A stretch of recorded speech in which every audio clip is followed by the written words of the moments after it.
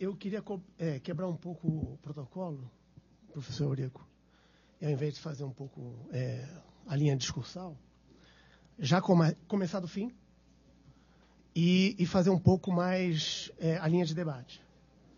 Eu queria começar com a conclusão do professor Ari, no sentido de que o que muda?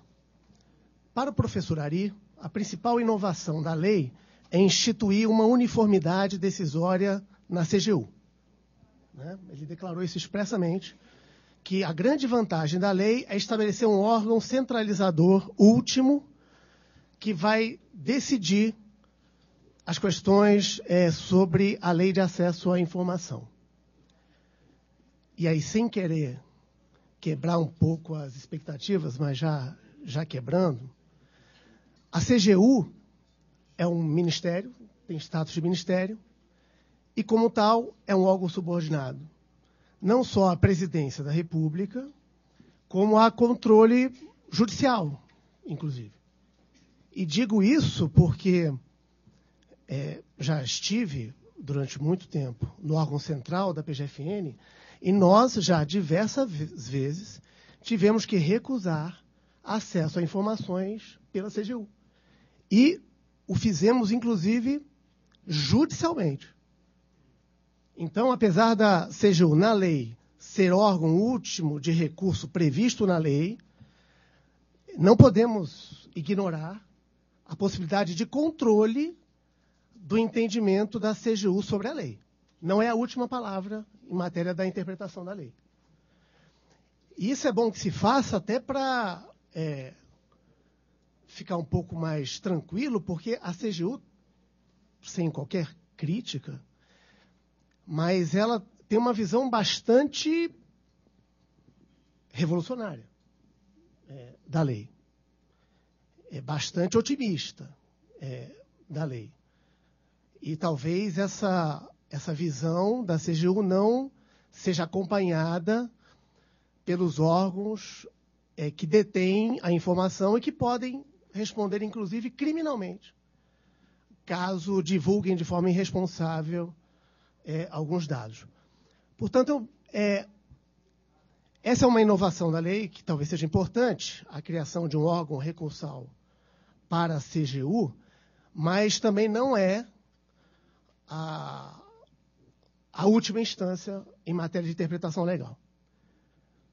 E também gostaria de começar do fim da discussão do salário, que o Supremo Tribunal Federal já tem decisão de 2011, reconhecendo a possibilidade de divulgação do salário do servidor, inclusive nominal.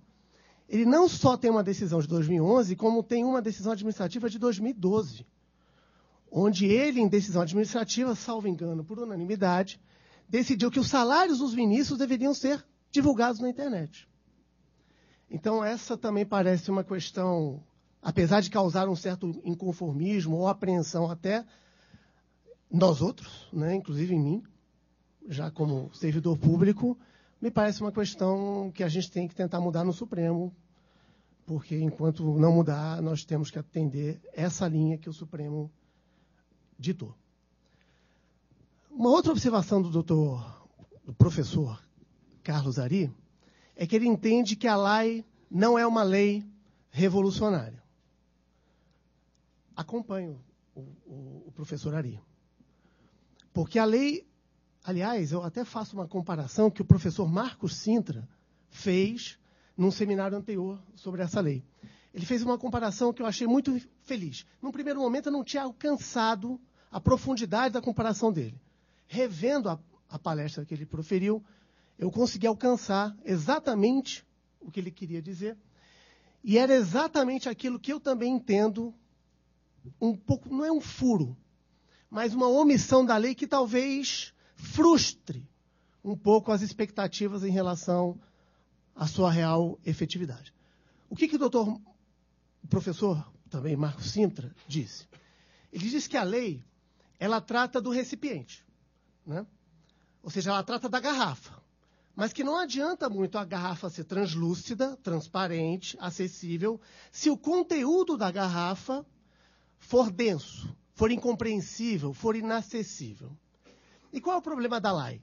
Ela só cuida da garrafa, reconhecido pelo professor Carlos Ari. Ela não cuida, ela não define, ela não adentra sigilo bancário, sigilo fiscal, sigilo telefônico, sigilo comercial, sigilo industrial. Ao contrário, ela ressalva. Ela diz expressamente que essas matérias continuam protegidas por sigilo. Portanto, tiro o exemplo da Procuradoria-Geral da Fazenda Nacional. O grande argumento, o grande fundamento para que a Procuradoria resista ao fornecimento de informações é o sigilo fiscal. Que também, eu confesso, sou vencido, lá no órgão central, considero exagerado. Alguém aqui citou, não me recordo o nome, uma certa esquizofrenia, não era bem essa palavra. Paranoia. Paranoia do sigilo. Isso tem na Procuradoria e muito. E outra coisa que o professor Marco Sintra também cita na palestra dele, além da comparação entre recipiente e conteúdo, que não adianta mexer só no recipiente, se não mexer no conteúdo, é que ele acha que deveria se proceder a uma revisão de conceitos. Ratifico inteiramente. É crítica do professor Eurico o artigo 198, que é anterior à Constituição. E é verdade, ele continua sendo interpretado do mesmo jeito, o artigo 198. Então, eu era vencido lá na Procuradoria, porque eu tive a oportunidade de atuar em outros órgãos, na Câmara de Comércio Exterior, cuja divulgação dos dados é importantíssimo, né? O mercado quer controlar o comércio exterior. Ele quer saber como é que quem está importando, quem está exportando, quanto está pagando, se é subfaturamento, se é superfaturamento. O mercado quer controlar. É uma autorregulação do mercado. A Associação dos Exportadores quer que os dados sejam divulgados. E a Receita diz, não, isso é sigilo. E a Procuradoria diz, não, isso é sigilo. Enquanto não se mexer, ou não se tratar do que é sigilo fiscal, qual o alcance do sigilo fiscal, eu acho que a lei não vai conseguir grandes avanços. Ela já tem um bom avanço, claro. Já colocou um pouco a responsabilidade no administrador.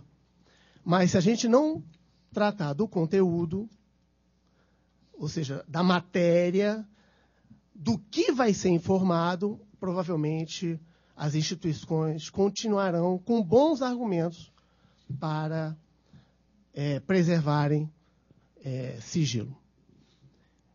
E, repito, apesar de eu achar em alguns casos exagerado, foi uma luta para que se consiga divulgar dados estatísticos de comércio exterior.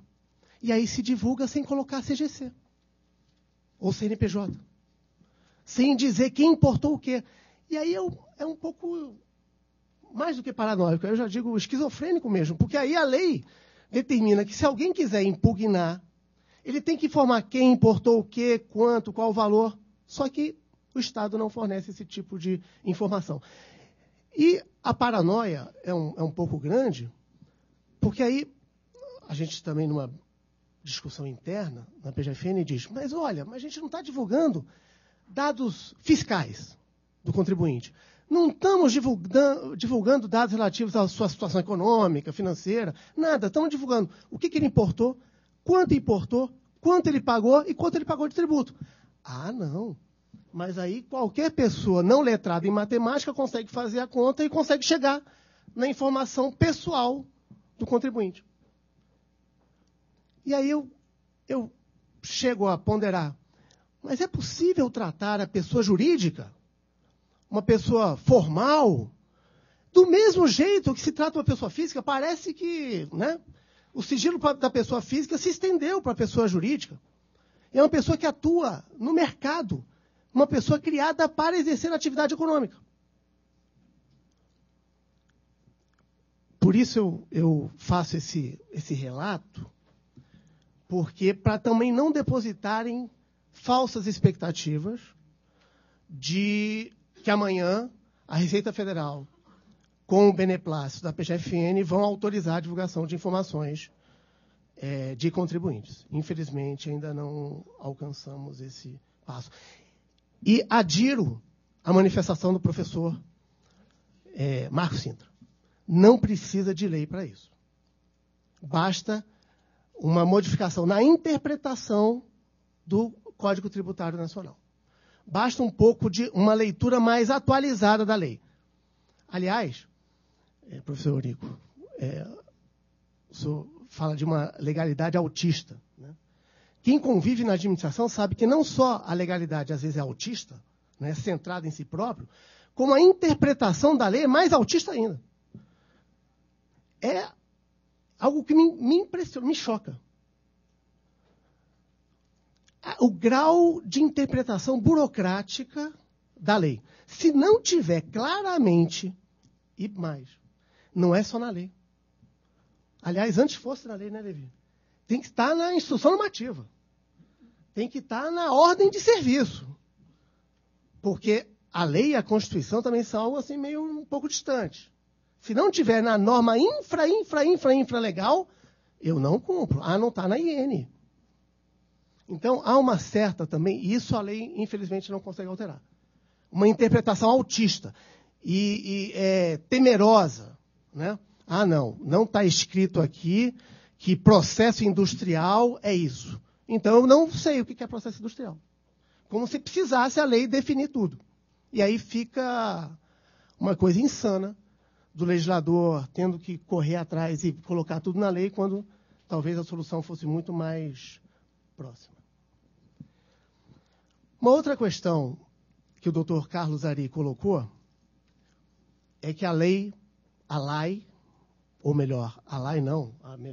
de acesso à informação, fugiu das questões controversas.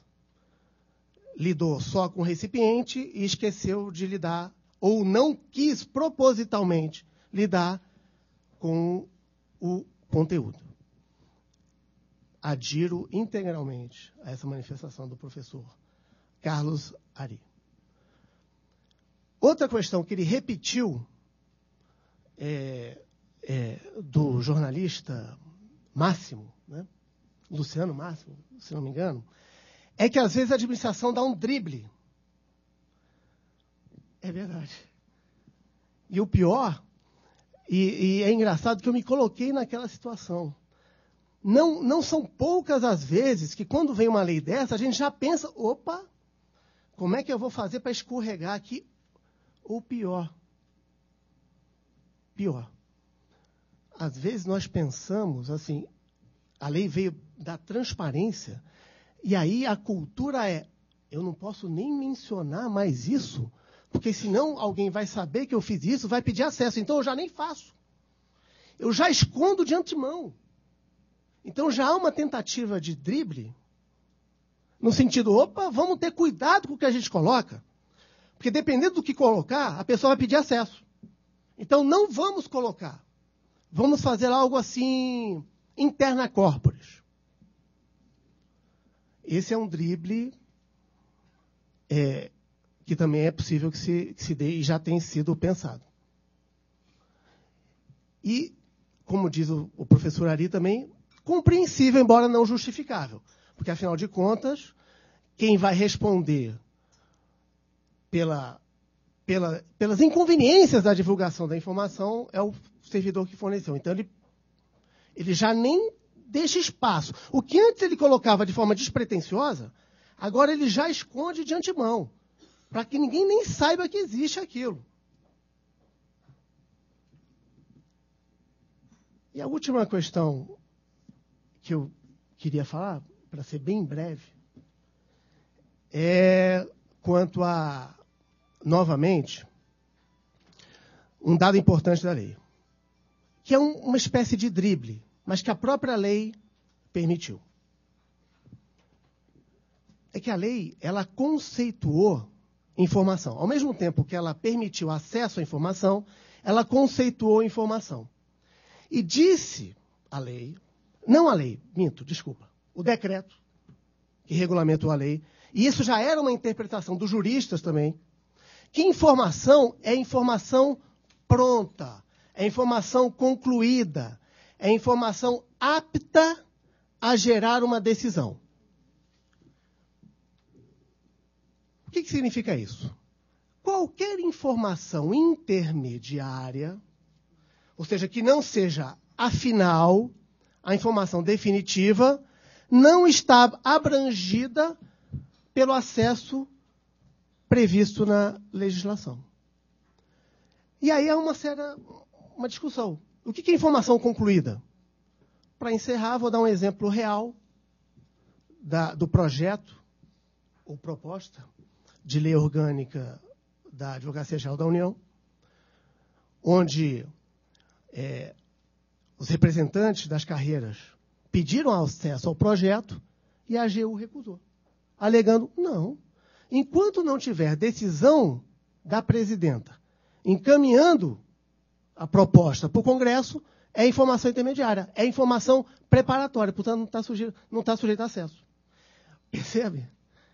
Ou seja, o próprio órgão, que é defensor da lei, já está dizendo, não. Está driblando a lei. Muito.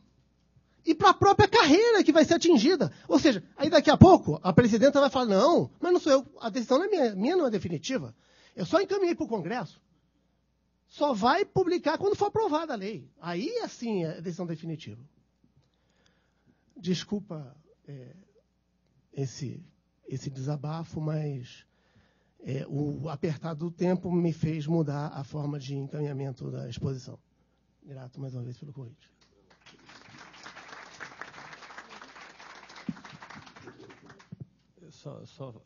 Bom, assim eu passo para o Levi, depois para a Juliana Costa, mas só para aproveitar a fala do Bruno Maciel, queria colocar algumas provocações, do Rodrigo, perdão, algumas provocações. Primeiro, seguindo ali no Carlos Ari, está aqui na Constituição, no artigo 5º, inciso 33, não precisava da lei, está na Constituição. Todos têm direito a receber dos órgãos públicos informações de seu interesse particular ou de interesse coletivo ou geral que serão prestados no prazo de lei, sob pena de responsabilidade, ressalvadas aquelas cujo sigilo seja imprescindível à segurança da sociedade e do Estado. Assim, numa primeira leitura, eu não consigo imaginar nenhuma informação ligada à PGFN que fira soberania nacional ou que afete a sociedade. Uma coisa que eu acho que é uma demanda fundamental, e a minha pergunta vai nesse sentido, por exemplo, existem leis tributárias que obrigam a todos, e segundo a Constituição, todos são iguais perante a lei. Eu sei que a União arrecada 1 trilhão e 300 bilhões. Eu gostaria de saber matematicamente quem está pagando esse 1 trilhão e 300 bilhões. Eu queria saber quantos bancos pagam, quero saber quanto a Vale do Rio Doce paga, quero saber quanto a Ambev paga, quanto, em última instância, até quantas pessoas físicas pagam. Porque só eu vou poder saber se essa lei é aplicada para todos mesmo ou é aplicada para alguns. Ou seja, falar que a lei é obrigada a todos e eu não dar esse acesso à informação, na verdade, não ter acesso à informação. E sobre o comentário do Rodrigo, desculpa, estou com o Bruno na cabeça. Sobre o comentário do Rodrigo, me parece também que não é só a lei publicada, é o procedimento da lei, que tem uma série de atos normativos de aplicação da lei, que eu tenho que ter acesso até para poder controlar o ato do gestor. Senão o ato do gestor fica escondido, fica ocultado, eu tenho 10 pareceres independentes negativos e ele chega a uma conclusão que pode, e eu não tenho controle sobre ele, sobre esse ato dele. Vou ter depois o controle. Não me parece ter sentido também. Enfim, o que vocês acham? Posso abrir informação para todo mundo? Vai fazer mal para alguém isso? Ou melhor, a invocação do sigilo ser só em relação à soberania ou segurança do Estado. O que se defende é que essas não são as únicas matérias resguardadas da publicidade. Aliás, é importante que alguns juristas, ao interpretarem a lei, ao fazer uma leitura da lei, entenderam o seguinte, que a publicidade é a regra em relação à informação do Estado. Mas em relação à informação do particular detida pelo Estado, o sigilo continua sendo a regra. É essa a visão de alguns intérpretes da lei. E por quê? Porque o sigilo fiscal tem assento constitucional. Assento no direito à privacidade, o sigilo bancário, o sigilo comercial. Então, há uma certa comparação entre princípios. Ou seja, não é só a soberania nacional ou segurança do Estado que autorizam a negativa de acesso à informação. Também outros tipos de matérias protegidas por sigilo que foram preservadas pela lei, dentre as quais sigilo fiscal e sigilo comercial. Alguém aqui questionou, se não me engano, que tentou ter acesso a quem tinha um contrato com quem do Banco do Brasil, o Banco do Brasil negou. Provavelmente porque no contrato tem uma cláusula de confidencialidade. Foi jornalista. Que algum contrato que... Eu me recordo, eu fui presidente do Conselho Fiscal do Banco do Brasil. E, se não me engano, era o TCU, ou algum órgão de controle que queria acesso aos contratos de patrocínio do Banco do Brasil. E o Banco do Brasil conseguiu judicialmente evitar esse acesso, invocando sigilo comercial. Invocando que, às vezes, a estratégia de patrocínio é uma estratégia de publicidade, que seria abrir-se. Se tivesse acesso aos contratos, poderiam fragilizar a sua inserção competitiva no mercado. Portanto, particularmente, não sei se eu sou acompanhado pelos demais colegas, eu entendo que não é só a soberania nacional ou a segurança do Estado que autorizam a negativa de acesso a determinada informação. Informações privadas, detidas pelo poder público, a depender do conteúdo da informação, também estão protegidas. E esse é o caso da PGFN. A PGFN pouco tem informação própria dela. Ela lida com informação dos contribuintes, que, aliás, serão os primeiros a processar o servidor público que fornecer dado fiscal dele. Agora, eu acho, sim, que nós devemos mudar o alcance do que é protegido por sigilo fiscal. Por exemplo, uma empresa que publica balanço, uma SA,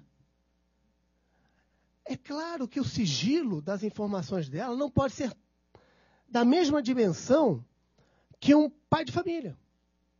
Eu acho que ainda não se fez esse tipo de distinção, ainda não se quis mexer com essas questões nebulosas. A sua última pergunta é se pode ter acesso a quem paga o quê e quanto de tributo. Eu, Rodrigo, acho que deveria ter acesso. Até porque quanto paga de tributo não revela dado pessoal ou econômico nenhum.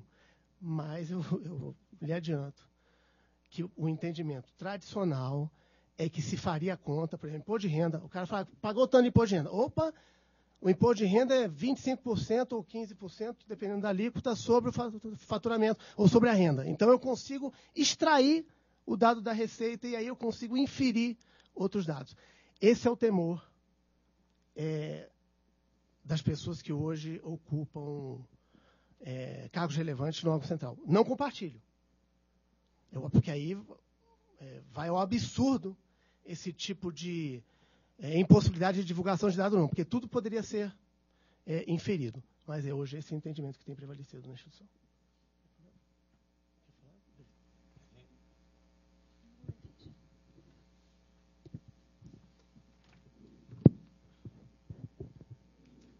Bom dia a todos.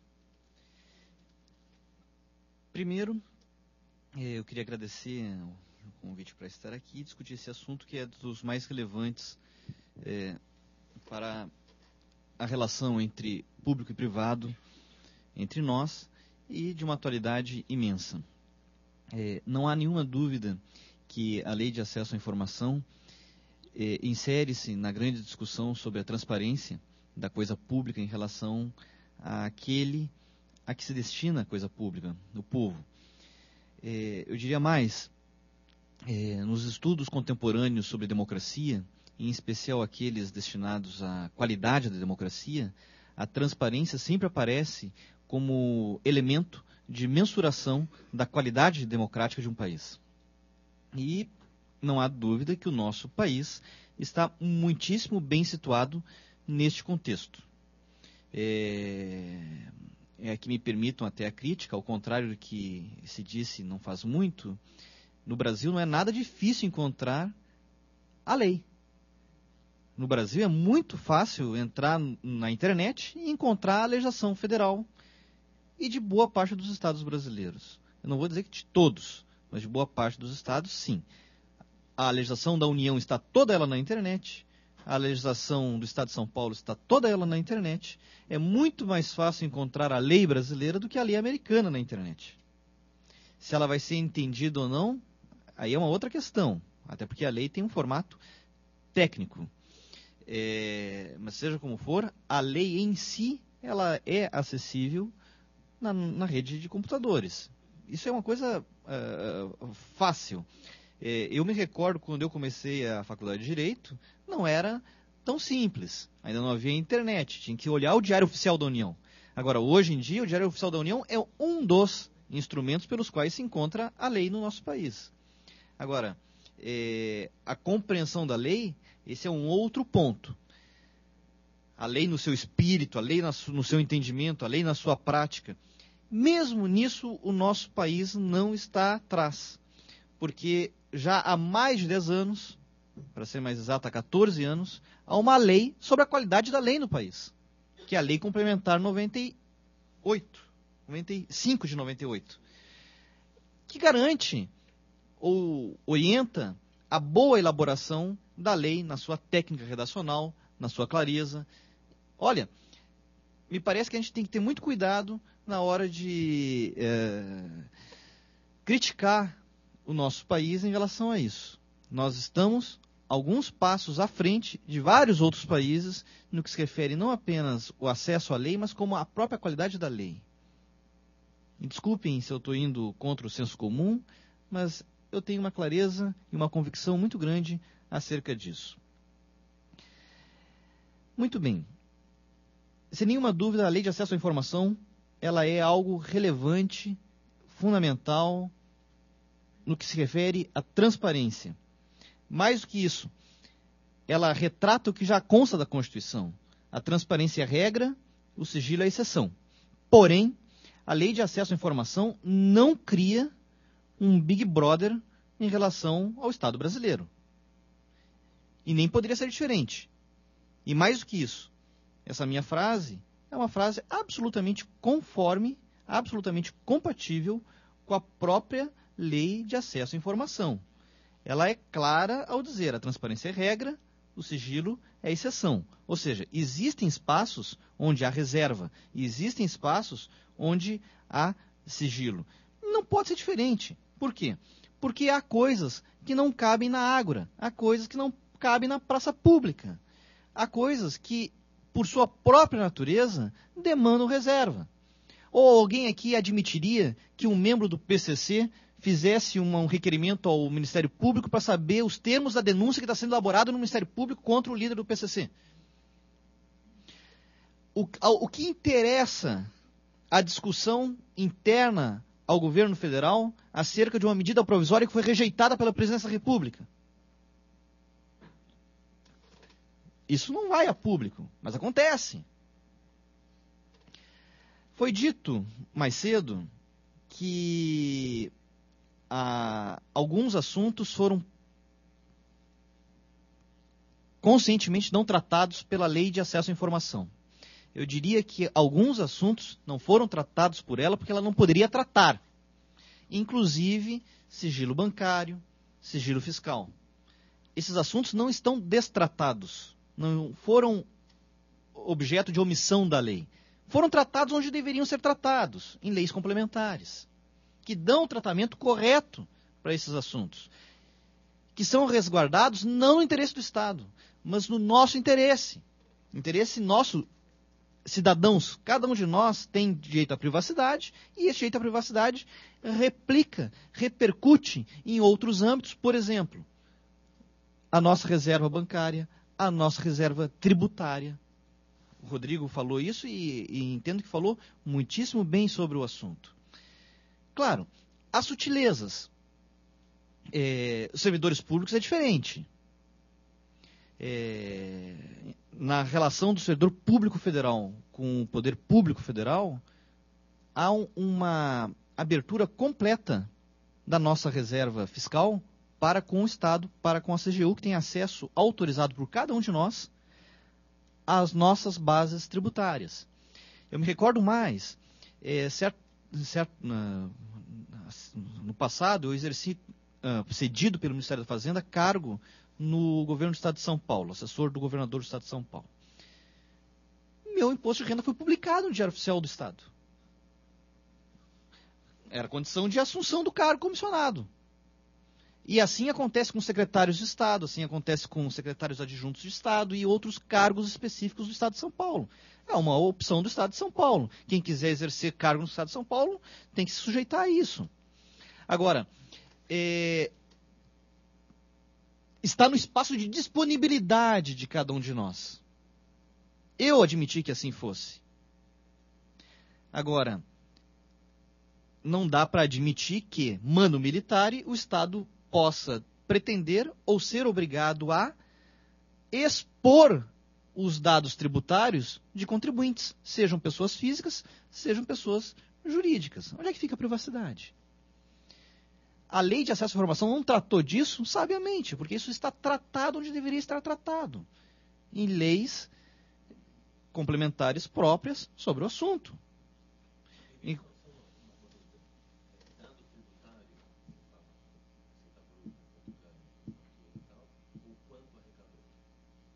O Estado? Não, o Estado, quanto arrecadou, isso está na lei orçamentária. Individualizar de cada... Mas é claro que não. Claro que não. É claro que não. É claro que não. Imaginem o seguinte. No momento em que o Estado publica quanto o professor Eurico pagou de imposto de renda, no ano 2012, relativamente ao exercício 2011, eu sei quanto o professor Eurico ganhou. E isso é um dado objeto da lei de acesso à informação? Sim ou não? Eu acho que não. Quer dizer, eu tenho absoluta certeza que não. Absoluta certeza que não. É da privacidade de cada um dos contribuintes.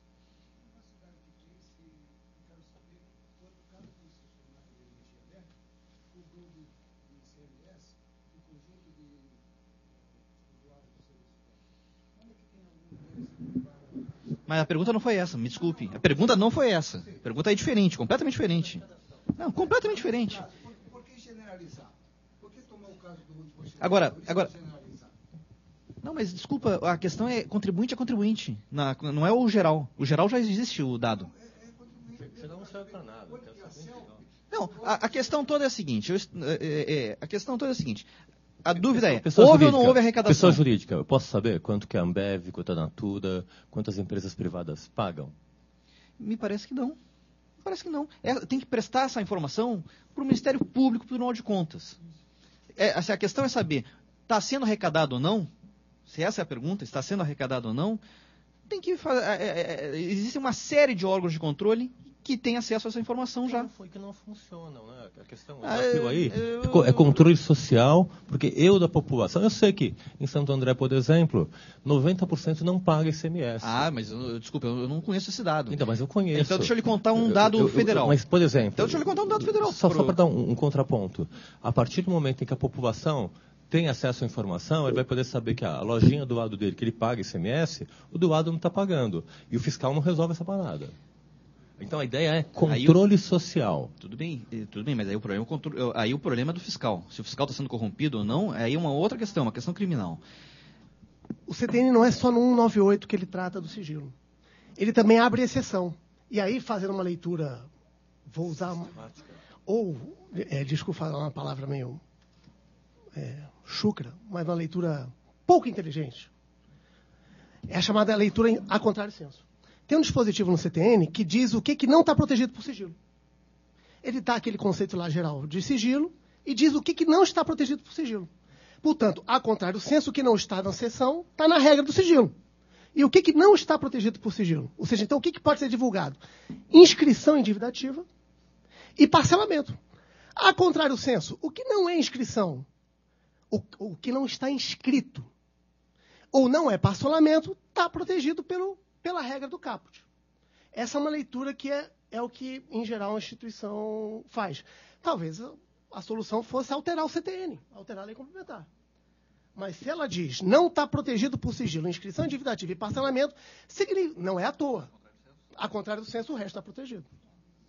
Mas em senso direto, no artigo 3º está tributo, é toda prestação pecuniária exigida em lei e cobrado mediante atividade administrativa plenamente vinculada. Se eu não tenho como controlar a atividade vinculada do lançamento, eu não sei se está sendo aplicado ou não. Eu tenho uma lei geral que eu olho para todo mundo, para esse eu não aplico, para aquele eu aplico. Ou seja, se eu tenho uma determinação de um ato vinculado, eu tenho condição de controlar esse ato vinculado. Tenho contraprestação de controlar isso. Publicar é outra. Não, é ato administrativo. Ato administrativo, aplicação da lei, só quer ter acesso a essa informação. Senão não tem legalidade de verdade. Eu quero saber como a administração aplica os seus atos administrativos em relação à lei cogente. É só essa informação, não quero entrar em detalhe de receita e tudo mais. E isso implementa, sim, a livre concorrência. Porque aí, o que não está pagando tem em vantagem em relação àquele que paga. Ou seja, eu crio um outro ambiente com simetria de informação. Tudo opinião aqui, hein? Um debate. Claro. Eu também estou só na opinião. Isso também acontece com um contribuinte que ganha liminares. O Brasil chegou na iminência de ser condenado ao OMC por causa disso, por vantagens competitivas que escapam à legislação. Enfim, mas não me parece que controle... o controle desse tipo de circunstância demande necessariamente escancarar os dados que são próprios da privacidade de contribuintes, sejam pessoas físicas, sejam pessoas jurídicas. Bom. Você colocou um ponto que a gente teve um caso no estado. Pode falar. Tá funcionando? Não, é só completando aqui, que no estado de São Paulo a gente teve até o pessoal da fiscalização pode falar melhor, o regime de substituição tributária para distribuidora de energia elétrica, que foi objeto de uma ação lá no Supremo ADI. E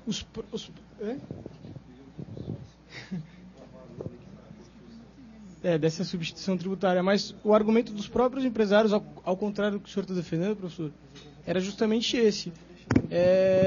Eu negocio diretamente com a distribuidora de energia elétrica. Se você divulgar o preço que ela está praticando, vai ser pior para a gente. É uma estratégia comercial. A gente não divulgar os preços. Ninguém estava divulgando, mas não, eles levaram esse argumento ao Supremo, dizendo assim, vocês querem criar um sistema de arrecadação mais eficaz, uma substituição tributária, só que você está expondo o mercado de energia. Eu consigo visualizar o preço que pratica com A, com B e com C. Isso é maléfico à livre concorrência, ou seja, isso destrói um pouco a argumentação até que o senhor estava construindo, porque os próprios empresários não viram vantagem nisso.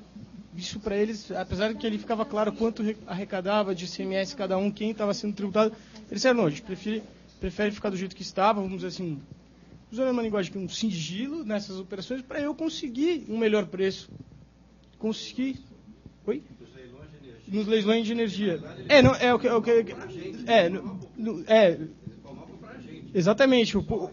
E também o público não é o público consumidor de energia. Quem compra energia dessas são as grandes empresas, que compram energia deles. Ou seja, eles mesmos entendem que isso não fomentaria a livre concorrência. Pelo contrário, prejudicaria. Só estou dando esse exemplo porque foi um argumento que os próprios empresários levaram ao Supremo.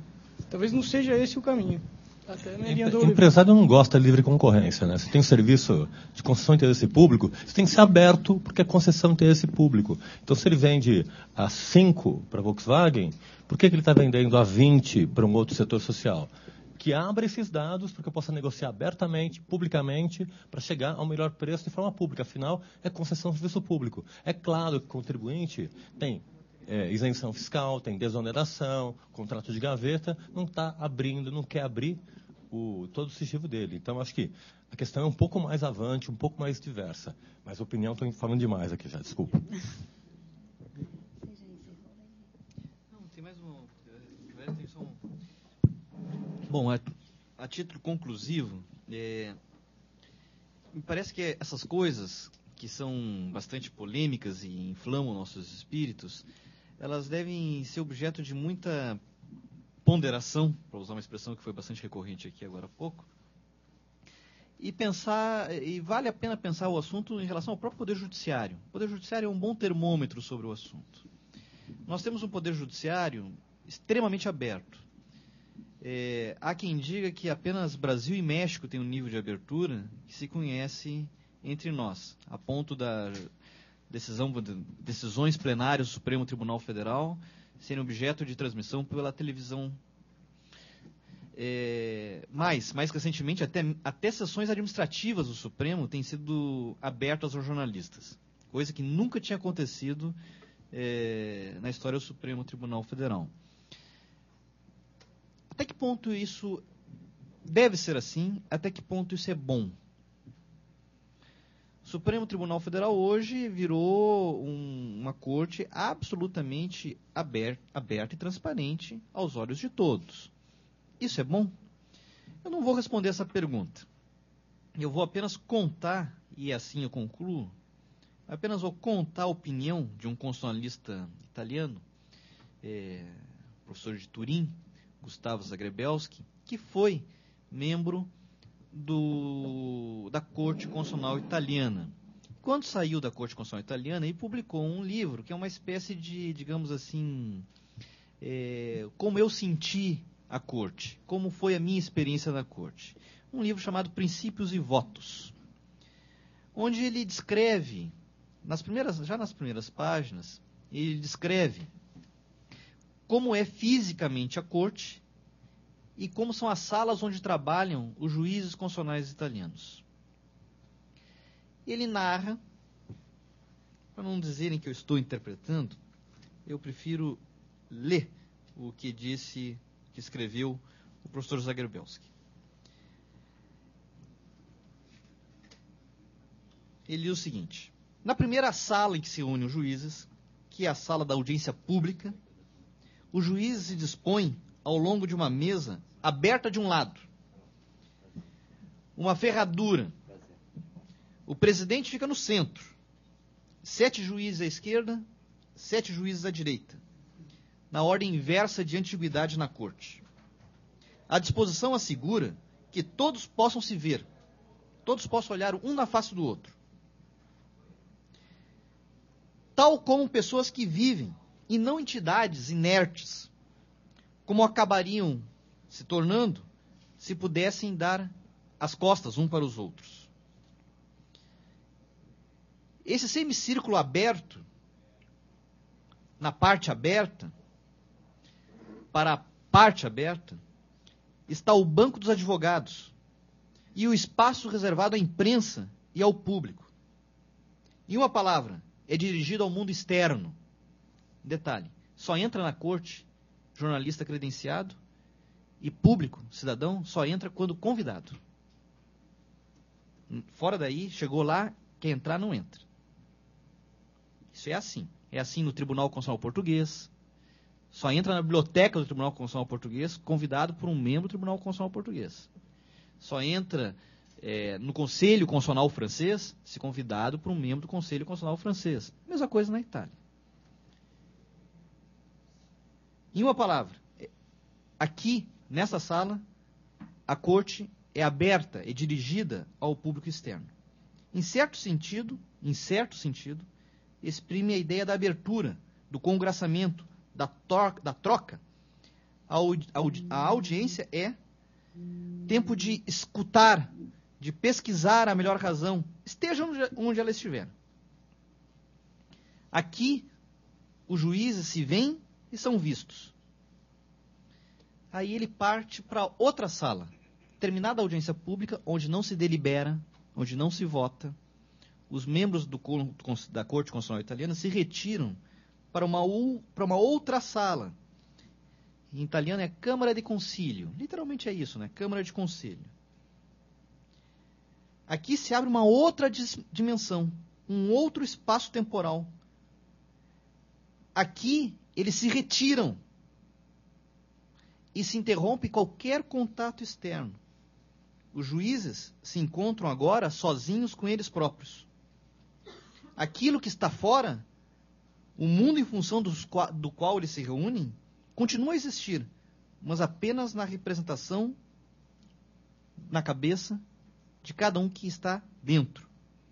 E aí ele conclui da seguinte maneira: o cenário muda segundo um ritual carregado de significado. São outros símbolos. O lado da mesa que na audiência pública estava aberto, agora se fecha.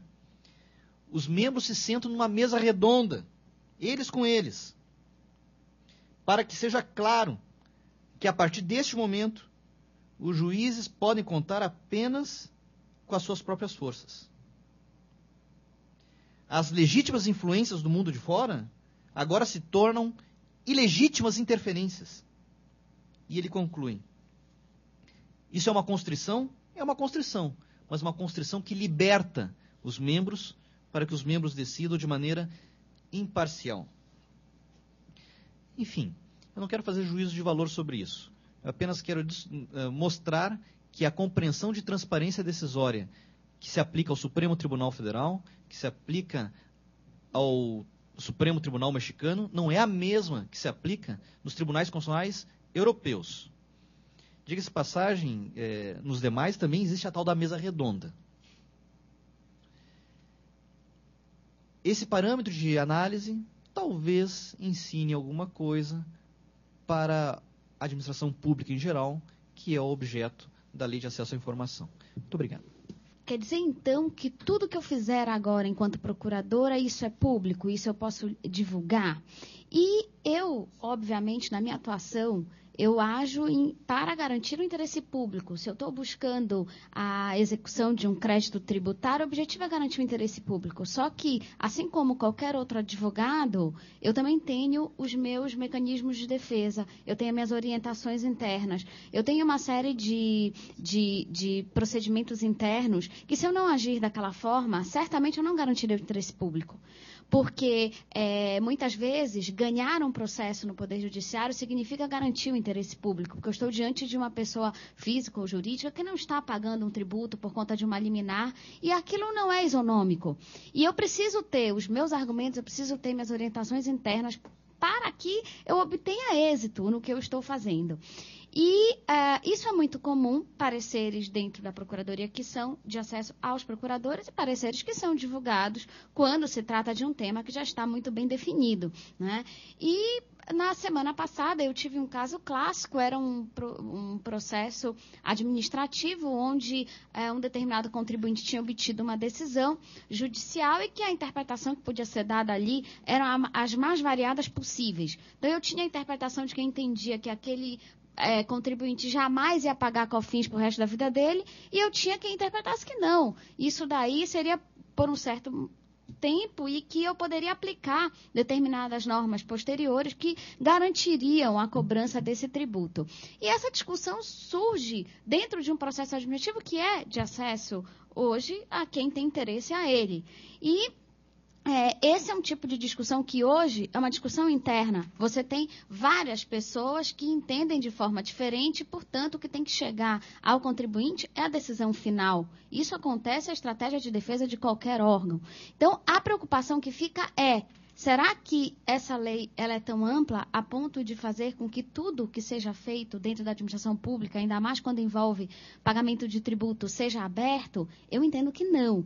Então, eu vejo com muita clareza que o que a lei coloca é a necessidade de garantir o interesse público. Então, tudo aquilo que estiver relacionado com acesso à informação que tenha este objetivo deve ser liberado.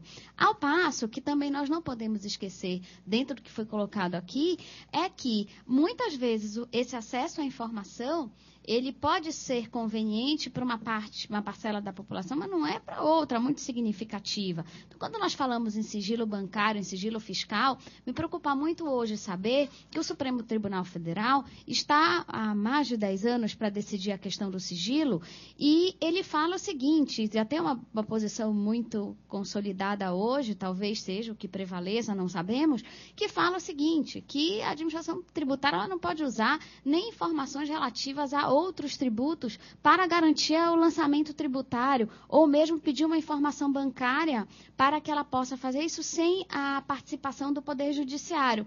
Na hora que se libera o que cada um paga a título de tributo, se está dando acesso a todas essas informações que eu acabei de colocar. Então, quer dizer, a própria administração, no exercício da sua atividade, que é garantir o interesse público, fazer os lançamentos, não consegue se utilizar desses dados. Quer dizer, até se usa, mas hoje qual é a orientação que temos? Se use, mas não se use só desse dado, porque se o Supremo falar que isso é inconstitucional, esses lançamentos todos podem cair. É verdade. Então, se a própria administração tem essa restrição, na hora que se divulga tudo que é pago por cada um dos contribuintes, eu vejo que esse acesso à informação está aberto. Então, é uma coisa a se pensar. E só para terminar, eu coloco o seguinte. Hoje, se divulga quem são os maiores pagadores de tributos. À medida que o tributo está inscrito em dívida ativa, essa informação é pública. Então, você consegue, por exemplo, folheando um jornal, saber quem são os maiores pagadores de contribuição previdenciária hoje no Brasil. Então, eu vejo só um outro lado que eu entendo a preocupação do professor Eurico, que é, será que está sendo exigido tudo o que deveria ser? Será que os bancos estão pagando tudo o que deveriam pagar? Será que tal setor da economia está fazendo isso?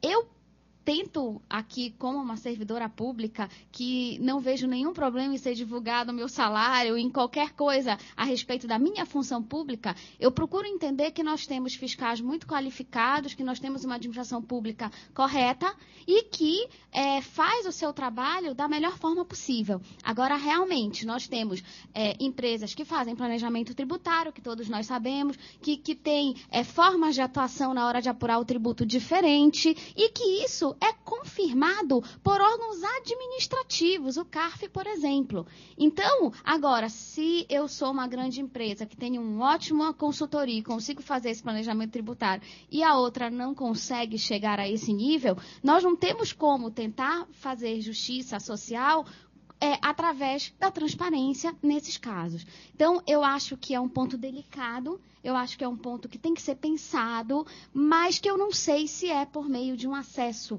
a informações que isso é resolvido. Eu prefiro ficar com a possibilidade em pensar que nós temos uma administração tributária séria, pelo menos na esfera federal. Então, eu gostaria novamente de agradecer o convite.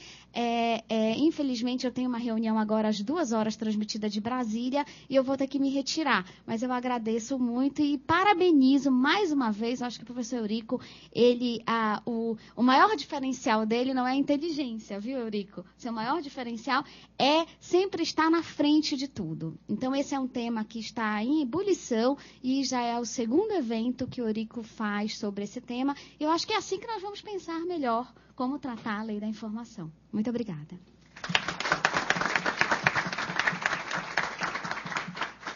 Levi de Mello.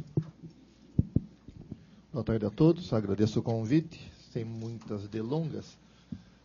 O que me traz aqui, em termos de experiência, já que mais para dar o caráter pessoal, muito embora, sendo da CGA, da Corregedoria Geral da Administração de São Paulo, não tem como escapar de falar um pouco até, não institucional, mas do que realmente acontece. Sou procurador de carreira, 22 anos, sendo desses 22, 12 só atuando em processos disciplinares, Sistema Penitenciário, Secretaria da Saúde, e desde novembro estou na Corregedoria Geral da Administração. Lá eu sou diretor do Departamento de Assuntos Jurídicos e Disciplinares.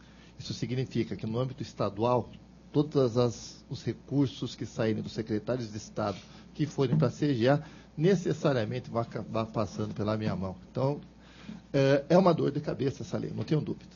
Mas, ao mesmo tempo, nós temos que tentar simplificá-la. Eu costumo comparar o seguinte, levando um pouco para a área da saúde, uma tomografia computadorizada feita numa pessoa, ela vai detectar se essa pessoa está doente. Ela não vai criar uma doença, ela simplesmente vai servir para detectar. Essa tomografia também não vai curar a doença, vai servir para que se tome providências para curar essa doença. A lei da transparência é uma tomografia computadorizada do organismo estatal. Ela vai permitir que qualquer pessoa realmente fuce o organismo estatal em busca de informações e de qualquer doença. E uma vez detectado, quer ela ou quer o próprio poder público, tome providências para solucionar. Então, praticamente, ela não cria uma coisa. Não, vamos realmente ver o que acontece dentro da máquina. A própria lei, de uma forma geral, pelo que deu para perceber, ela foi idealizada pela Corregedoria Geral da União. A ideia era que se pegasse só o Poder Executivo Estadual, federal. Entretanto, a gente conhece as nossas casas legislativas em Brasília. Ao pingar isso lá na Câmara, acabou atingindo não só a União, os estados e os municípios, não só o Executivo, Legislativo e Judiciário. E aí pegou todo mundo de calça curta. Uma demanda que a gente enfrenta hoje é falta de estrutura e falta de grana. Por quê? Essa lei veio para nós em novembro, orçamento fechado, tudo fechado. Você tem que escanear documento, estruturar, e não tem dinheiro. A União, que é a União, deu para administrar isso porque ela já estava na iminência, sabia que realmente ia acontecer. Ainda no tocante à lei, a questão da exclusão do artigo 22. Imagine o seguinte, nessa sala aqui, tudo isso daqui é informação pública. As 4 primeiras fileiras aqui tem o sigilo fiscal, que já protege, separa. As outras fileiras, sigilo bancário, sigilo telefônico. Eventualmente, saindo dessa parte fiscal, sigilo médico, prontuários médicos das pessoas. Serviço de proteção às testemunhas ali na última fileira. Tirando tudo isso que já tem alguma lei protegendo, que se de algum meio for pedida a informação, o Poder Público já fala a lei do sigilo tal, já protege, não vou divulgar, sobrou todo esse lado aqui. Todo esse lado aqui, num primeiro momento, agora é público. Só que será permitido ainda ao administrador público falar o quê? Dependendo da informação que está aqui, eu teria um trabalho a fazer. Poderia considerar essa informação ultra-secreta, secreta ou reservada, dependendo da importância. Às vezes são coisinhas básicas, pode ser alguma coisa para divulgar, certo? Questões de concurso público, por exemplo. Como que a gente vai divulgar? Alguém pode dizer, eu quero saber todas as questões. Ah, Levi, mas enquanto ainda não realizou a prova, tudo bem. Depois pode? Em tese pode. Agora alguém pode bater e perguntar, quero ter acesso ao banco de dados das questões para concurso público. Ué, é um pedido que pode acontecer. Coisinhas mais básicas, por exemplo, escala de trabalho. Uma coisa é eu pedir escala de trabalho no hospital. Outra coisa é eu pedir uma escala de trabalho numa penitenciária, para saber quem é que vai trabalhar amanhã, depois ou depois. Então, um documento que para uma secretaria pode ser ridículo, a informação, em outro pode se revestir de profunda importância. Compra de coletes à prova de bala. Se eu vou comprar colete à prova de bala numa penitenciária, então aquela penitenciária precisa. Se ela precisa, porque ela não tem. Se eu sei a penitenciária que não tem colete à prova de bala, com certeza a segurança... Então, veja que às vezes são coisinhas básicas que a lei de proteção, as leis especiais, de certa forma, não protegem, de alguma forma, são públicas, mas essa lei vai permitir com que o administrador, com instrumento legal, possa eventualmente sigilar esse tipo de informação. Né? Não deixa de ser realmente um Big Brother, porque mesmo o Big Brother, o banheiro, usando o português correto, o vaso sanitário, pelo menos isso é privado. O banho, não. Mas Deus, o vaso ali, pelo menos, é fechadinho. Sabe quem vai, mas não sabe o que faz lá dentro. Tá? Público, então, né? o público, pelo menos. Alguém deve ter alguma coisa lá. Em termos de... alguns estão falando, a lei não vai pegar. Isso me faz lembrar o Código do Consumidor, quando entrou em vigor. Tá? Código do Consumidor, onde já se viu, todo mundo vai correr atrás de colocar prazo de validade em cada produto. Isso já faz parte da nossa cultura, dos nossos filhos. Nossos filhos pegam uma bala, está ruim, troca que está estragada. Tá? Então, a transparência, ela realmente vai mudar a cultura. Eu vejo a lei da transparência como daqui a alguns anos um marco também no tocante à fiscalização da administração pública. Muita coisa deve acontecer. Digamos que entre pegar uma pessoa feia agora para fazer uma cirurgia plástica e deixar ela lindona, por enquanto estamos na fase da anestesia ainda. Na minha opinião, acho que muito sangue, muita coisa feia vai acontecer até que se fique bonito. Tá? E essa é uma visão de quem está acompanhando de alguma forma. A questão, uma dor de cabeça que dá também. A tomografia, aquele técnico que passou ali, ou então uma ultrassonografia que passou negócio na barriga da pessoa ali, ele não tem culpa do que está ali dentro do que não está. Da mesma forma, o médico que vai assinar o laudo, ele não tem culpa daquilo que está acontecendo ali ou não. O agente público, ao ser questionado com relação a uma informação pública, se ele tem informação, se a informação está ali, ele vai ter que dar essa informação. Doa a quem doer. A informação está ali, ela existe. Ele vai passar a informação para o chefe que vai divulgar, divulga. Já que não tenho nada que me impeça aqui de divulgar, divulga. Esse que vai ser o procedimento. Tá? E mais, posso fazer um Photoshop na imagem? Não, você tem que divulgar na íntegra e de uma forma original, do modo primário. Eu não tenho que trabalhar essa documentação. Então, eu tenho que disponibilizar o banco de dados. A grosso modo, se alguém quiser, eu quero a agenda do governador, quem ele cumprimentou nos últimos 2 anos. Eu precisaria pegar um documento, elaborar no Word. Não, poder pegar. Está aqui as 10 agendas paulistas do governador. Está disponível minha base de dados. Aqui, infelizmente, só tem em papel.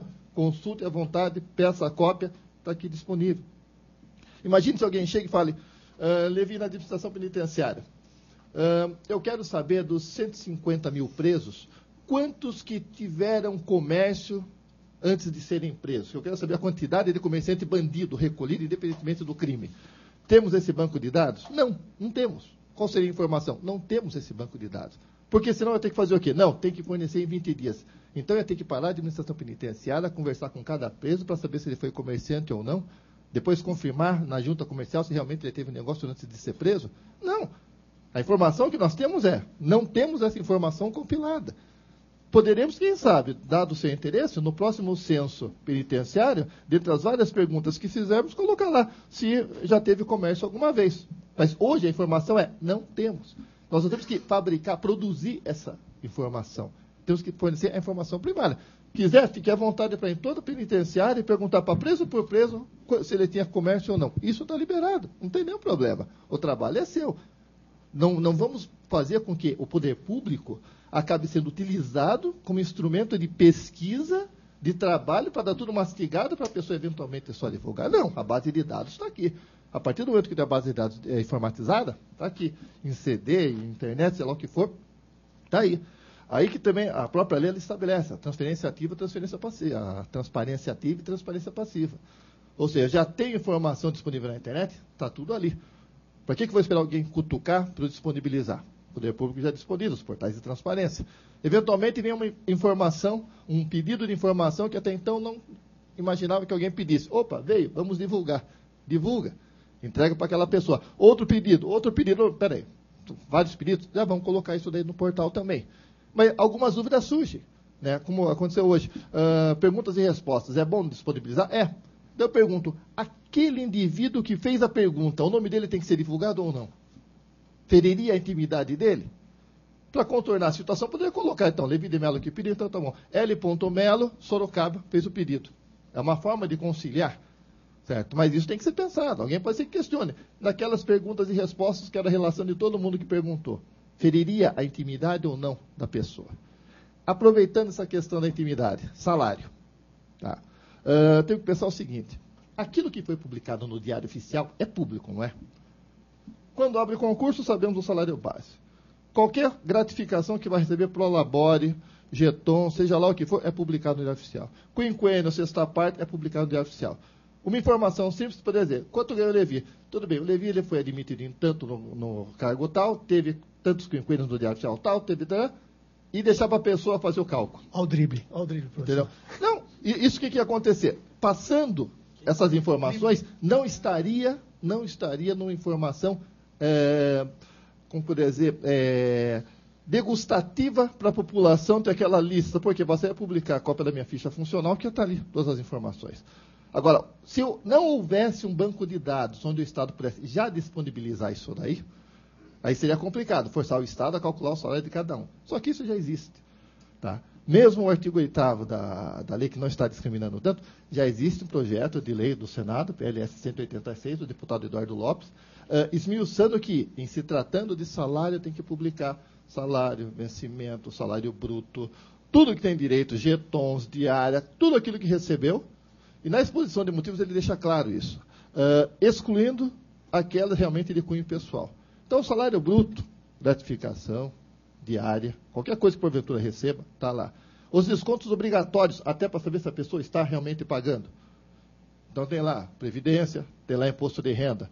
Teto constitucional, o corte, porque às vezes a pessoa sabe que recebeu um monte, mas teve o teto que foi cortado, o teto também ser divulgado. O que não seria divulgado? Pensão alimentícia. Não tem interesse em ninguém saber se está pagando ou não pensão alimentícia. Se tem empréstimo consignado, também não é do interesse de ninguém.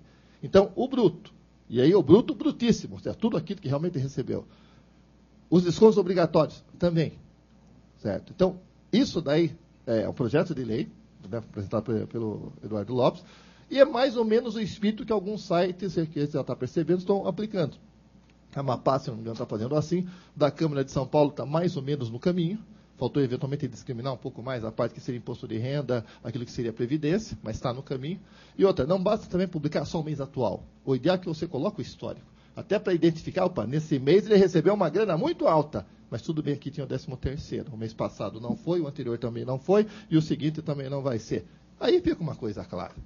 Tá? Ainda com relação à lei, vamos ver o que mais, poder falar N coisas. No estado de São Paulo, eu tive a oportunidade, junto com a Leonor, de fazer parte do grupo de trabalho que minutou o decreto aqui do estado de São Paulo. Uma das preocupações de fazer essa minuta é o seguinte: aquele que for atuar, a máquina pública, ele vai ter que ficar com a lei aqui e com o decreto do lado? Não, vamos fazer o seguinte, para não ficar nesse negócio de pegar um, pegar outro, o decreto, ele já vai, na medida do possível, conter todos aqueles dispositivos que estão na lei, para que ele possa, manuseando o decreto, já poder atuar. Até porque a lei, até inicialmente, ela é só para o Executivo Federal, nem tudo se aplica ao estadual. E tivemos que fazer as adaptações. Outra preocupação para fazer o decreto. Até a véspera da entrada em vigor da lei, a própria União, o Poder Executivo, não tinha feito o decreto dele. O texto do decreto foi guardado umas 7 chaves, é pouco, 21, 40 e tantas chaves.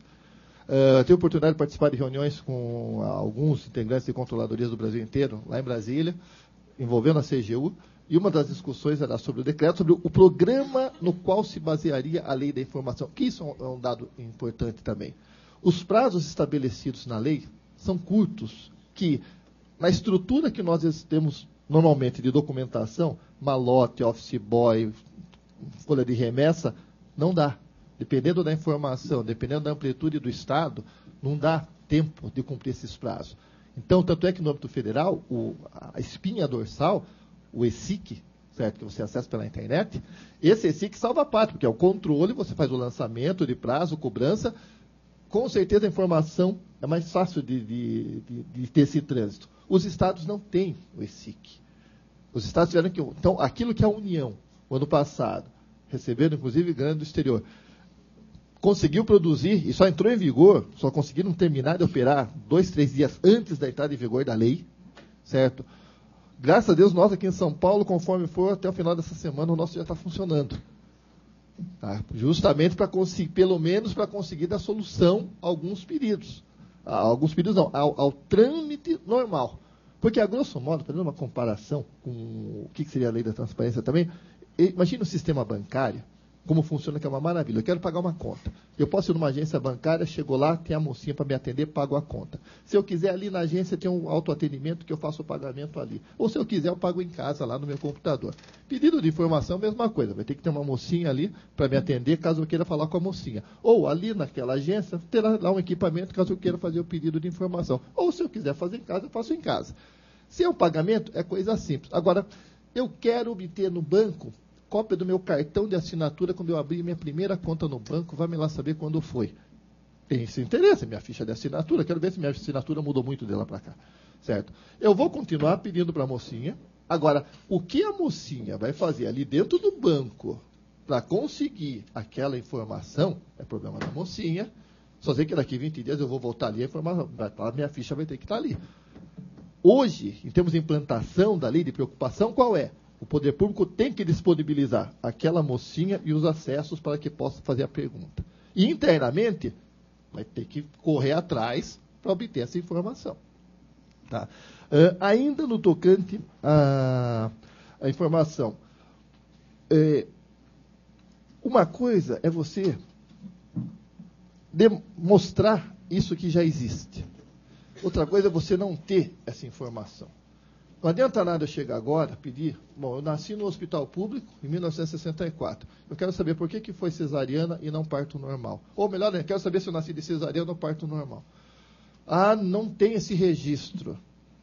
Por quê? Porque na época não era necessário esse tipo de documento. Então a informação vai dizer, não tem esse registro. Eu não vou ter que em 20 dias virar de ponta cabeça hospitais, arquivos, procurar um médico a partir para tentar descobrir se eu nasci de parto normal ou cesariana.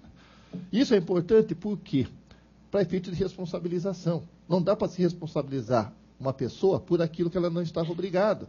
Então, se o médico não registrou por quê, quantas contrações que deu, coisa parecida, e não era obrigado, ele não pode ser responsabilizado por isso agora. Questão de gravação de reuniões, de uma forma geral, na administração pública. Tá? Aqui, por enquanto, nós não temos esse costume. Kennedy, nos Estados Unidos, lá, todas as reuniões que ele fazia já tinha taquigrafia. Obama, todas as reuniões que ele faz na Casa Branca, lá no Salão Azul, todas gravadas em vídeo. Aqui não temos isso ainda, não é obrigatório. Daqui 4 ou 5 anos, vem aí. Levi, por que não foi gravado as reuniões do grupo de trabalho? Vocês vão ser punidos por causa disso? Não era obrigatório ainda. Agora, a partir do momento que é obrigatório, aí é outra história. Ainda no âmbito da responsabilização, que é uma coisa que realmente preocupa o administrador, temos que pensar o seguinte. Uma coisa é a culpa do administrador, do agente, para ser responsabilizado.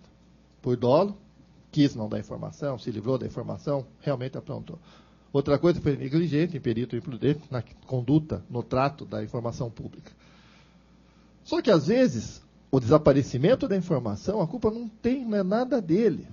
A culpa é da máquina. Como que você identifica a culpa da máquina? Simplesmente tira aquele servidor e põe a outro. O problema aconteceria do mesmo jeito? Sim, então a culpa não é dele. Exemplo, em cadeia. Tem uma penitenciária com 10 possíveis pontos de fuga durante a noite. E eu coloco, escalando 3 agentes penitenciários para fazer a ronda, para fazer a fiscalização. Eles não vão dar conta. Foge um funcionário, foge um preso. A culpa é dos 3? Não, porque eles não tinham condições de verificar aquilo. Agora, fugiu por um posto onde aquele lá estava dormindo. Opa, aí é outra história. Então, o que vai acontecer? Diante da responsabilização, uma consequência é justamente a instauração de uma apuração preliminar para se verificar por que é que aquela informação desapareceu, por que é que não foi trabalhada, por que é que não foi feito. Onde essa apuração, verificando os fatos, vai chegar e vai concluir. Realmente a culpa não foi dele, foi funcional ou foi da estrutura. Agora, no tocante à lei da informação, a informação também vai ser limitada. Alguém pediu um documento e esse documento foi extraviado. Passou os 20 dias, foi ser informado para a pessoa. Seu documento foi extraviado. Foi extraviado e nós agora estamos fazendo uma apuração preliminar, até para ver o que aconteceu isso daí. Essa informação, com relação àquele pedido, foi esclarecido. Se ela quer recorrer disso, quer espernear tal, aquele pedido de informação é o exame. Fala, está aqui, aconteceu isso. Quer ir para o judiciário, quer ir para o ouvidor, tudo bem, vamos tomar outra providência. Agora a informação é essa. Tá? Porque chegarão alguns momentos que aconteceram isso. Por quê? Não havia uma política, muito embora São Paulo está anos-luz à frente dos outros estados no tocante ao trato dos documentos. O trabalho que é feito pelo nosso aqui, o público do estado, bate qualquer outro estado. A gente percebe isso. Então, muita coisa hoje, então, vamos dizer, documento escaneado, trato da documentação. Tanto é que a nossa lei, o nosso decreto, uma das preocupações no início foi justamente isso. Tratar do quê? Qual o trato que você vai dar da informação? Como cuidar da informação? Como criptografar? Como proteger essa informação? Por quê? Porque isso é um instrumento prévio para que você possa depois dar a informação. Então, nós temos que aprender a trabalhar a informação para que, no momento certo, caso seja necessário, nós vamos lá e disponibilizamos.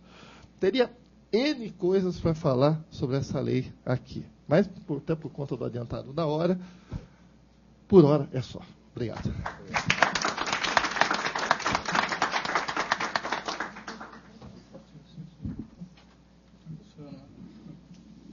Boa tarde já, né?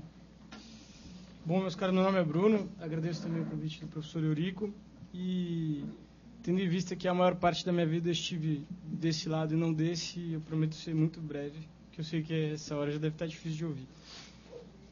Bom, eu tinha separado 10 tópicos para falar aqui e cortei para 2. Eu vou tentar bem direto onde eu gostaria de chegar. A Lei 12.527, ela estabeleceu algumas diretrizes, né? E já foi tratado por todo mundo aqui, alguns concordando, outros divergindo, mas as diretrizes dela são essas, né? Então, o acesso à informação passa a ser regra, o sigilo é exceção, para fomentar uma cultura de acesso à informação e o controle da sociedade, do Estado pela sociedade. Mais ou menos essa é a ideia geral da lei, e mais ou menos sobre isso que a gente está falando. E qual o ponto que eu vou direto, que eu disse que eu vou tentar ser breve e bem objetivo? A própria lei de acesso à informação, ela traz, então, quais seriam essas hipóteses excepcionais de sigilo. E é sobre elas, no viés tributário, que eu gostaria de falar, porque minha atuação hoje é na área do contencioso fiscal da Procuradoria-Geral do Estado, né? E aí eu fiquei pensando, o artigo 23 da lei, o inciso 4, diz lá que será exceção, né, a informação que oferecer elevado risco à estabilidade financeira, econômica ou monetária do país. E no inciso 8º ali do mesmo artigo 23 diz comprometer atividades de inteligência, bem como investigação ou fiscalização em andamento, relacionadas com a prevenção ou repressão de infrações. Então é sobre isso mais ou menos que eu gostaria de falar. Eu partilho aqui da opinião do professor Levi. Eu acho que hoje o acesso, ele não é ruim, o acesso à informação. Eu acho que hoje, ele, de certa forma, ele é até satisfatório. Eu, particularmente, entendo assim. A legislação no Estado de São Paulo, ela é muito fácil de ser consultada, assim como na esfera federal e tal. A gente tem um pouquinho de problema, isso eu estou pegando o gancho aqui da exposição do professor Eurico anterior a essa sobre o mesmo tema. A gente tem algum problema em relação às consultas tributárias no Estado de São Paulo, a divulgação delas. Eu creio que isso seja um problema a ser trabalhado, a ser divulgado melhor.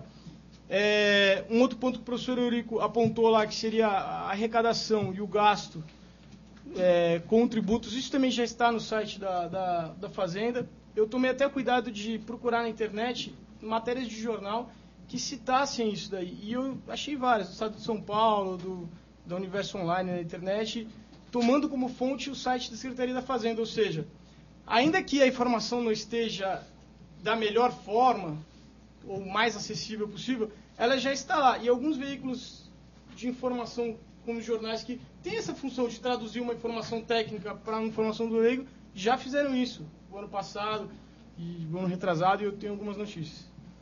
Mas a questão, voltando ao ponto do sigilo, então. Sigilo é uma forma excepcional na lei. Aí eu pergunto, nós como procuradores do Estado não deixamos de ser advogados. E no Estatuto da Ordem dos Advogados a gente tem o dever de sigilo com o nosso cliente. O nosso cliente é o Estado. Aí a gente para e pensa, será que tudo pode ser divulgado? Na área tributária isso é muito sensível. Por exemplo, há um intercâmbio grande hoje em dia com a Cefaz, a Procuradoria do Estado de São Paulo, com a Secretaria da Fazenda. E muitas vezes se estuda. Será que é o caso de abrir um novo parcelamento? Abre-se um procedimento administrativo, ou a Procuradoria, ou a Secretaria da Fazenda coloca as razões dela, dizendo, acho que talvez seria conveniente por essa outra razão e tal, encaminha esse expediente à Procuradoria. A Procuradoria, olha, até entendo que seja conveniente, mas nestes termos, talvez não seja o mais correto. E aquela conversa vai evoluindo. Eu fico imaginando, se essa lei de acesso fosse... Se não houvesse essa previsão da exceção do sigilo, e um contribuinte qualquer começasse a acompanhar esse trâmite, e aí começaria aquela consulta tributária privada ali dos escritórios, dizendo assim, não paga mais nada, vai ter um parcelamento, já está na 4ª reunião, pelo que eu estou vendo já está quase fechado. Não é essa a ideia. Pelo contrário, que isso daí não fomentaria a aplicação da lei ao caso concreto. Pelo contrário, o contribuinte deixaria de pagar, pior ainda na esfera federal, imagina um refis da vida, um parcelamento muito benéfico. Eles iam falar, já está no último passo, depois desse, olhando os outros como foram, já está quase saindo. Pode parar de pagar, porque o parcelamento vai abranger débitos até tal data. Então, até essa data, fica tranquilo, tudo vai entrar, paga daqui para frente. Isso seria nefasto, não seria nada produtivo. Mesma coisa a discussão sobre redução de alíquota, etc. Então, eu acho que, além do lado de procurador, de advogado, de defender os interesses do Estado, de estratégias profissional, como a doutora Juliana tratou bem, que ela disse, tem procedimentos internos a seguir. Isso eu entendo que esteja dentro do sigilo. Discussões administrativas sobre gestão tributária, e aí eu acho que entra, quando a lei fala de comprometer atividades de inteligência, eu acho que essa inteligência também entra em inteligência fiscal. É inteligência tributária. Eu acho que essa inteligência ela está toda abrangida nesse sigilo. Eu acho que isso seria complicado. Eu acho que assim, e eu aqui me alinhando à posição do professor Levi, a lei não tratou de algumas outras excepcionalidades, porque ela nem poderia. Bruno, desculpa, como diz o professor Eros Grau, a Constituição não pode ser lida em tiras. É verdade. Se a gente fizer uma interpretação sistemática da Constituição, a gente avança os incisos e chega aos outros que protegem o sigilo, não só nesses casos excepcionais. Mas, eu concordo que o artigo 198 do Código Tributário Nacional, o professor Eurico disse que deveria ser interpretado talvez de forma diferente, até o professor Rodrigo disse, não, a gente está muito amarrado, a gente tem que... Eu acho que, talvez não, eu acho que tem que estudar, isso eu acho que é muito prematuro, tem que... esses casos de inteligência fiscal, política tributária é complicado. E aqui um outro tema que eu peguei da apresentação do professor Eurico, que eu trouxe para rebater a ideia dele, talvez apanhar um pouquinho. Só uma intervenção. É que, às vezes, o conceito do sigilo fica girando em torno dele mesmo. Você perde um pouco a essência. É sigilo porque é. Entendeu? O que eu, às vezes, compreendo da Procuradoria é que não se sabe exatamente qual é a finalidade que se quer. É sigilo e pronto. E aí vira um mantra. Não, verdade. E é essa a minha o que eu tentei dizer é que, assim, acho que regras gerais são complicadas. Talvez... Uma outra coisa aqui que eu achei interessante da exposição do professor Eurico do outro encontro que ele promoveu sobre o mesmo tema, ele disse que talvez, eu posso até estar enganado para a exposição me corrigir, que talvez essa lei de acesso à informação permitiria o fim da certidão negativa de débito. E que aquilo seria uma verdadeira punição ao bom contribuinte, a CND. Foi mais ou menos isso, né? Exatamente isso. Exatamente isso. E eu concordo, eu discordo completamente, professor. Bom, e aqui não é só a minha opinião, compartilhei com alguns colegas também da minha área de trabalho. Já estive do outro lado também, já fui advogado privado em escritório grande, e eu sei da dificuldade de obtenção de uma SND. Isso eu concordo. Eu acho que essa lei, até por ela não ser uma novidade, uma ruptura, como disse o professor Carlos Ari, ela representa, assim, um caminho que está sendo percorrido já há um tempo, eu acho que deve ser aperfeiçoado o acesso à informação. A certidão negativa de débito, ela deve ser, para o bom contribuinte, ela deve ser uma coisa extremamente fácil, acessível e rápida, mas ela não tem que ser extinta. Para que ela serve? Eu vou te falar por que ela serve. A CND, aqui aproveitando um pouco a fala do Levi, ela traz segurança não só para o próprio contribuinte, como para a administração. Quando eu vou analisar propostas de licitação, se eu tenho uma certidão negativa de débito apresentada por aquele que está participando daquele certame, eu, funcionário público, servidor público, eu tenho uma certa segurança, vamos dizer, de habilitá-lo àquele procedimento. Ao passo que se a informação estiver dispersa, que o procedimento de licitação vai ficar muito mais demorado, porque eu ia ter que verificar em todos... Eu disse 2 pontos que seriam vantagem. Para o lado do administrador, ele traz segurança ao administrador. Eu consigo saber se aquela pessoa que está participando, tomando empréstimo, pleiteando alguma coisa no BNDES, participando de uma licitação, diversas outras coisas, eu consigo saber, pelo menos me dá uma certa garantia, um documento daquela pessoa dizendo que ela está regular. E para ela própria? Eu acho que é o raciocínio inverso. Imagina se a empresa ela tem inviabilizado de participar de um procedimento qualquer de licitação. Vamos supor que ela venha participar tem sede no Rio de Janeiro, veio participar de uma licitação em São Paulo e teve um auto de infração em Lavrada em Rondônia que ela nem sabia. Ela nem pôde se defender do auto de infração ainda. Está lá, está disponível. Você entra no site lá, está lá, mas eu mal fui comunicado desse auto de infração. Ou então ela foi comunicada, já apresentou impugnação e mesmo assim não conseguiu. E se ela não tiver um documento hábil, por exemplo, ela pode impetrar um mandado de segurança, provar isso em juízo. Eu sei que o caminho é inverso, o caminho é muito mais custoso, como disseram. Mas ela pode impetrar um mandado de segurança e apresentar em juízo documentos que comprovam que ela está regular e que ela pode sim participar daquele procedimento de licitação. Então, para ela, aqui, de certa forma, é uma vantagem. Agora, se a informação estiver dispersa e não tiver aquele documento que é a certidão negativa de débitos, como eu faria para provar que eu posso sim participar? Não, eu posso participar. Não, seu nome está lá. Ó. Eu acho que até para a empresa seria ruim. E mais um ponto, que aí eu acho que é o ponto principal. A certidão negativa de débito, ela é hoje, e ainda é, um instrumento eficaz de arrecadação. A gente teve um caso lá na Procuradoria recente, desse ano ainda, de uma grande instituição financeira que ela fez um depósito milionário em razão única e exclusivamente da certidão negativa de débito. Ela precisava da certidão. Ela deve, ela não nega que ela deve, ela devia. Ela falou, entre discutir e demorar, eu vou depositar, vocês suspendem a exigibilidade para eu conseguir esse ND. A gente falou, ou seja, era um instrumento extremamente eficaz de cobrança. O próprio CTN prevê uma hipótese de proteção ao contribuinte, quando ele diz que na responsabilidade tributária, aquele que apresenta uma certidão, quando ele compra o imóvel de que regularidade, por exemplo, de IPTU, ele não pode ser responsabilizado. Por quê? Porque aquela certidão lhe protegeu de ser responsável por aquela dívida que até então parecia que não existia. Carteza boa-fé. Ou seja, eu vejo várias vantagens a CND. Para que certidão se tem um sistema? Eu olho aqui o sistema atualizado, está ali, não estou devendo, não tem que provar por certidão. A dúvida é se precisa o papel. Para que certidão? Se eu tenho acesso à informação. Não, sim. Talvez o papel não precise imprimir, uma certidão não precise mais. Mas eu digo assim, se eu mudar o nome de certidão negativa de débito, mas para cadastro negativo tem que estar ok. Não, tanto faz, mas estou dizendo assim, esse instrumento é importante. Não, e mais, na verdade, esse tipo de precaução vale também nas relações privadas. Eu faço um pagamento, eu guardo o recibo por algum período. Por quê? Caso haja algum tipo de equívoco qualquer do outro lado, eu provo que eu paguei.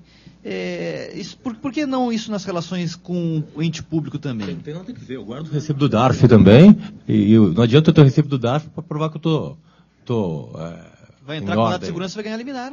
Eu vou ter que impor mandado de segurança, pagar advogado. Sou contribuinte, eu quero o serviço. Tem um outro ponto também hoje. É maneira de burocracia. Você tem que ir lá, provar que pagou todo mundo. Já paguei. Se eu já paguei, eu não tenho que provar mais nada para ninguém. Quem tem que provar é o fisco, se eu estou negativo. Professor, só fazer um outro ponto. Quando eu advogava na esfera privada, hoje em dia, os tributos, quase todos que oneram mais pesadamente os contribuintes, as pessoas jurídicas, eles são tributos sujeitos ao lançamento por homologação. E não raras vezes, o problema da certidão não estava na fiscalização, estava no erro do contador. Muitos e muitos mandados de segurança que eu tive que impetrar foi para tentar judicialmente corrigir um erro que o contador da empresa cometeu e que na esfera administrativa eu não conseguia. Quer dizer, eu acho que tem que corrigir a esfera administrativa para possibilitar a correção daquele erro. Mas a certidão, de certo modo, ela possibilitou que eu corrigisse aquele erro, forçasse o contribuinte a corrigir o erro que ele mesmo cometeu. Eu estou vendo totalmente desnecessário ali. Se o Estado verifica o pagamento de uma homologação, ele pode verificar o erro e apontar num cadastro que está errado. Quem vai lá fala, olha, o teu cadastro está negativo, está problemático, tem que pedir certidão. O problema é quem está pagando tudo certo tem que pedir certidão. Eu vejo um sem sentido pedir certidão. Aliás, não, é um sem sentido. Certidão negativa, não é de nada. Certidão de nada. Enfim, opiniões. Eu não tenho dúvida que a lei representa realmente um avanço, é uma medida positiva na consolidação aí do nosso regime democrático, da transparência na gestão pública. Mas eu concordo com as colocações feitas pelo professor Carlos Ari e reforçadas aqui pelo nosso colega aqui, doutor Ricardo, no sentido de que a lei cuida muito mais da forma, né? E acredito que aí propositadamente o conteúdo talvez para um momento posterior. Hoje já existem leis, como muitos aqui destacaram, prevendo sigilo fiscal, bancário, comercial, profissional, e certamente essa nova lei de acesso à informação, da sua aplicação, certamente no futuro haverão aí discussões quanto à necessidade de se modificar essa legislação que trata dos sigilos, porque inevitavelmente nós vamos perceber em algum momento que a lei não corresponde a tudo aquilo que se imaginava, ou ao menos aquilo que a sensação que se criou em boa parte da sociedade, e mesmo dos meios de comunicação, dos órgãos de imprensa. A sensação é de que, da maneira como alguns órgãos, inclusive, colocaram a questão, parecia que nós antes não tínhamos aí acesso a nada e a partir da nova legislação, então nós estávamos ali ingressando praticamente num regime democrático, né? Felizmente, nós avançamos muito nesses anos todos aí após a redemocratização do país, e essa lei vem justamente nesse sentido reforçar essa necessidade de transparência. Mas, como eu disse, ela vai esbarrar na questão aí, ela mesma já limita a segurança, as questões ligadas à segurança do Estado, da soberania nacional e as questões dos sigilos, como eu já disse, e no próprio conceito da informação. Essa aquela é uma informação que é aquela que a lei diz que tem que ser divulgada. Há informações que, além de estarem cobertas pelo sigilo, há informações que são preliminares, enfim, especialmente no âmbito do contencioso da advocacia pública. Eu sou subprocurador-geral do Estado da área do contencioso geral. Contencioso geral, apenas para situar, toda a matéria contenciosa do Estado de São Paulo, exceto o tributário fiscal. Na Procuradoria nós temos essa divisão em 3 grandes áreas: a área consultiva, o contencioso tributário fiscal e depois o contencioso geral. Portanto, com uma competência aí residual. Mas é evidente que boa parte das informações que nós dispomos, na verdade, são informações oriundas, inclusive das diversas pastas, das diversas secretarias de Estado, das autarquias que nós representamos judicialmente. Então, em primeiro lugar, essas informações no enfoque das procuradorias, e esse é o tema para o qual eu fui convidado e procuro focar a minha visão, é bastante limitado esse direito ou esse dever de exibir a informação. Então, qualquer informação que seja oriunda de uma determinada secretaria, é a ela que tem que ser pedida aquela informação. O advogado público, assim como o advogado privado, ele tem o dever de resguardar o sigilo daquela informação, até para poder bem definir e bem empreender a sua tese de defesa, a sua tese jurídica, a sua estratégia processual, enfim. Então, eu enxergo isso no âmbito a nova lei no âmbito da advocacia pública, especialmente na parte contenciosa, com bastante restrições. Eu acho que nós não podemos ter o mesmo entusiasmo que se teve, ou alguns órgãos órgãos de imprensa procuraram passar quando a lei veio aí aprovada e quando entrou efetivamente em vigor. Evidentemente que, falando agora novamente quanto à administração como um todo, a regra é a da publicidade, e acho que como órgão público, aí sim a Procuradoria-Geral do Estado, enfim, a Advocacia Geral da União, terão o dever ali de exibir informações especialmente da sua gestão, né? Essas, ao meu ver, são informações que obrigatoriamente deverão ser divulgadas para esse efeito de transparência. Agora, no que toca à atividade profissional de cada advogado público, eu tenho muita convicção, né, dos exatos limites aí do alcance dessa nova legislação. O que eu considero bastante positivo, falando agora tirando um pouco a visão, não é, da advocacia pública, mas pensando na sociedade em geral, não só o acesso à informação, mas a preocupação e o dever que essa lei gera em todo administrador público, de, antes dele ter que permitir o acesso à informação, evidentemente ele vai ter que ter o cuidado de preservar essa informação, e organizar essa informação para que ela também possa ser divulgada de uma maneira que ela seja entendida e compreendida por quem queira dela conhecer,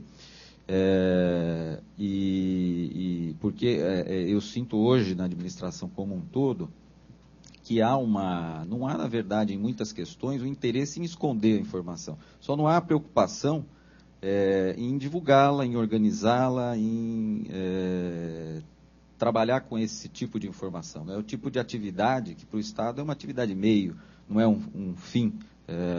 Com base, inclusive, aí, em toda essa discussão, a lei já veio há muito sendo discutida e demorou, inclusive, um certo tempo para entrar em vigor, aí teve um período aí de 6 meses. Isso já fez com que, aqui no estado de São Paulo, o governador, na semana passada, inclusive, inaugurou um novo prédio para o arquivo público do estado, justamente preocupado, né, e sabedor aí do dever, né, de preservar as informações, de organizar as informações para que elas possam ser fornecidas, enfim, acessadas por quem quiser. Esse arquivo público é o primeiro prédio público da América do Sul destinado exclusivamente a arquivo de documentos públicos da administração do Estado. Tem 70 quilômetros lineares para armazenar a documentação, enfim, todas as informações, os documentos aí ligados à administração. Então, a gente já consegue enxergar concretamente efeitos dessa legislação que, repito, é positiva. Nós temos que tomar apenas cuidado justamente quando ela conflita com os direitos aí individuais, né? Não há dúvida que questão de sigilo fiscal, bancário, comercial, o profissional que está ligado aí à nossa atividade de advogados, e inclusive nessa questão de divulgação de salários, né? Nós já sabemos que o Supremo Tribunal Federal já se manifestou sobre o tema, é verdade, do ponto de vista jurídico, a questão, até que isso venha a ser, e se é que virá a ser reapreciado pelo Supremo Tribunal Federal, é uma questão praticamente aí decidida, não é? Agora, evidentemente que cabe a cada ente aí da federação decidir se vai ou não vai divulgar. Quer dizer, a lei também não obriga que divulgue salários, decorre de uma interpretação da lei, né? A tendência, como a própria presidente da República já anunciou que fará essa divulgação, evidentemente que isso gera uma expectativa de que também nos estados e municípios isso venha a ocorrer. E muito embora eu não consiga também enxergar do ponto de vista objetivo, né, até que ponto essa medida ela é eficaz para o controle de abusos, enfim, da gestão, né? Nós temos o caso justamente do município de São Paulo, foi citado aqui hoje, foi o que gerou essa discussão do Supremo Tribunal Federal, portanto já um caso relativamente, né, não é tão recente, e nós, por outro lado, acompanhamos aí as notícias de jornal, daquele outro caso também citado aqui hoje, de um servidor da administração municipal que adquiriu aí mais de 100 imóveis num curto período de tempo, e possivelmente, imagino eu, que o salário desse servidor também deva ter sido divulgado, mas isso não serviu, não foi daí que decorreu os indícios para que se pudesse apurar a conduta do servidor. Partiu ali de uma denúncia de uma pessoa interessada, uma das supostas vítimas, e, enfim, levou aí a desencadear essas investigações. Portanto, eu tenho um pouco de restrição também a essa exposição, é uma posição aí pessoal, minha, né? Mas essa superexposição do servidor público.